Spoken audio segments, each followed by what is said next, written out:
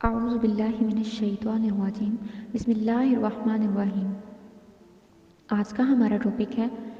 آیت الکرسی کی فضیلت۔ صحیح مسلم کے اندر ایک حدیث ہے کہ آپ صلی اللہ علیہ وآلہ وسلم نے ابی ابن کعب سے پوچھا کہ قرآن پاک کی سب سے عظمت والی آیت کون سی ہے، مطلب قرآن پاک کی آیت اعظم کون سی ہے؟ تو انہوں نے کہا اللہ لا الہ الا هو الحی القیوم۔ تو آپ صلی اللہ علیہ وآلہ وسلم اتنا خوش ہوئے کہ آپ نے اپنا مبارک ہاتھ ان کے سینے پہ مارتے ہوئے کہا کہ تمہیں تمہارا علم مبارک ہو، یعنی بڑی آبزرویشن ہے تمہاری کہ تم نے قرآن پاک کی سب سے عظیم ترین آیت کو،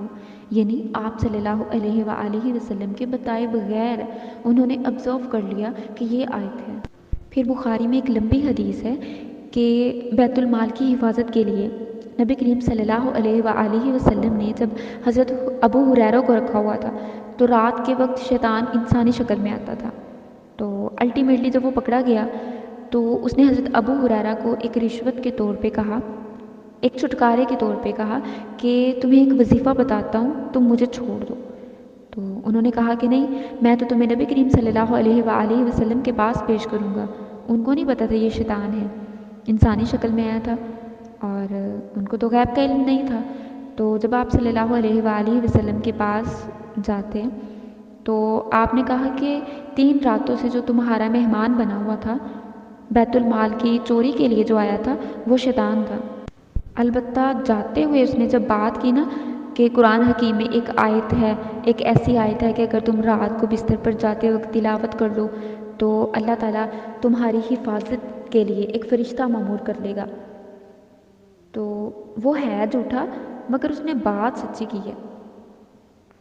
تو اس سے ایک اصولی بات پتہ چلتی ہے کہ کوئی جھوٹا شخص بھی صحیح بات کرے نا تو بات کو مان لینا چاہیے، تو بات کو لینا چاہیے، بندے کو چھوڑ دینا چاہیے۔ یہاں بات ہوتی ہے کہ نہیں یہ انسان تو ہمارے فرقے کا نہیں ہے، اس کی بات ہم کیوں سنیں؟ تو یہ نہ دیکھو کہ بات کون کر رہا ہے، یہ دیکھو کہ بات کیا کر رہا ہے۔ یہ ہمارے پیارے نبی صلی اللہ علیہ وآلہ وسلم نے ہمیں تعلیم دی ہے۔ اور ایک اور اگزامپل دوں کہ اگر کوئی انگریز آپ کو کہے کہ سورہ بقرہ کی آیت نمبر 279 میں اللہ تعالیٰ نے ڈکلیئر کیا ہے کہ اس شخص کو اللہ اور اس کے رسول کی جنگ ہے، اس کے خلاف، اس انسان کے خلاف جو سود کھاتا ہے، تو آپ کہیں گے نہیں تو انگریز ہے، میں تمہاری بات کیوں مانوں؟ تو آپ انگریز کا انکار کر رہے ہیں یا قرآن پاک کا؟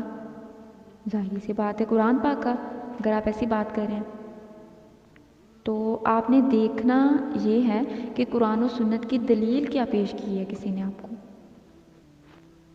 صحیح مسلم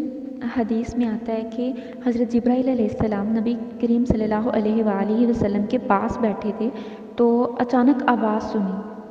تو انہوں نے آسمان کی طرف سر اٹھایا اور کہا یا رسول اللہ صلی اللہ علیہ وآلہ وسلم،